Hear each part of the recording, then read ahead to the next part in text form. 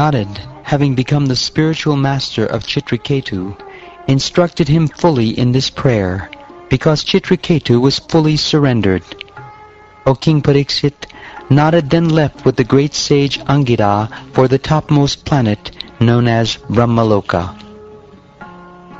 Fasting and drinking only water, Chitraketu for 1 week continuously chanted with great care and attention the mantra given by Narad Muni. O King Pariksit, after only 1 week of repeatedly practicing the mantra received from the spiritual master, Chitraketu achieved the rule of the planet of the Vidyadharas as an intermediate product of his spiritual advancement in knowledge. Thereafter, within a very few days, by the influence of the mantra that Chitraketu had practiced, his mind became increasingly enlightened in spiritual progress, and he attained shelter at the lotus feet of Anantadev. Upon reaching the shelter of Lord Shesha, the Supreme Personality of Godhead, Chitraketu saw that he was as white as the white fibers of a lotus flower. He was dressed in bluish garments and adorned with a brilliantly glittering helmet, armlets, belt, and bangles. His face was smiling, and his eyes were reddish. He was surrounded by such exalted, liberated persons as Sanat Kumara.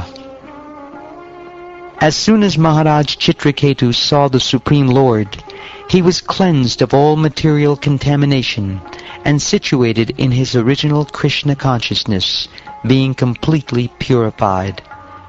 He became silent and grave, and because of love for the Lord, tears fell from his eyes, and his hairs stood on end. With great devotion and love, he offered his respectful obeisances unto the original personality of Godhead. With tears of love and affection, Chitraketu repeatedly moistened the resting place of the Supreme Lord's lotus feet.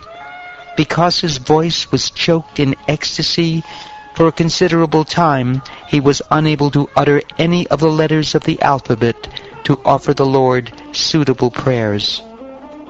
Thereafter, by controlling his mind with his intelligence, and thus restricting his senses from external engagements, he recovered suitable words with which to express his feelings. Thus he began to offer prayers to the Lord, who is the personification of the Holy Scriptures, the Sattvata Samhitas, like the Brahma Samhita and the Narada Pancharatra, and who is the spiritual master of all. He offered his prayers as follows. O unconquerable Lord, although you cannot be conquered by anyone, you are certainly conquered by devotees who have control of the mind and senses. They can keep you under their control because you are causelessly merciful to devotees who desire no material profit from you. Indeed, you give yourself to them, and because of this, you also have full control over your devotees. My dear Lord, this cosmic manifestation and its creation, maintenance, and annihilation are all but your opulences. Since Lord Brahma and the other creators are nothing but small portions of a portion of you, their partial power to create does not make them God or Ishvara. Their consciousness of themselves as separate lords is therefore merely false prestige. It is not valid. You exist in the beginning, middle, and end of everything, from the most minute particle of the cosmic manifestation, the atom, to the gigantic universes and total material energy. Nonetheless, you are eternal, having no beginning, end, or middle. You are perceived to exist in these three phases, and thus you are permanent. When the cosmic manifestation does not exist, you exist as the original potency. Every universe is covered by 7 layers: earth, water, fire, air, sky, the total energy, and false ego, each 10 times greater than the previous one. There are innumerable universes besides this one, and although they are unlimitedly large, they move about like atoms in you. Therefore, you are called unlimited or ananta.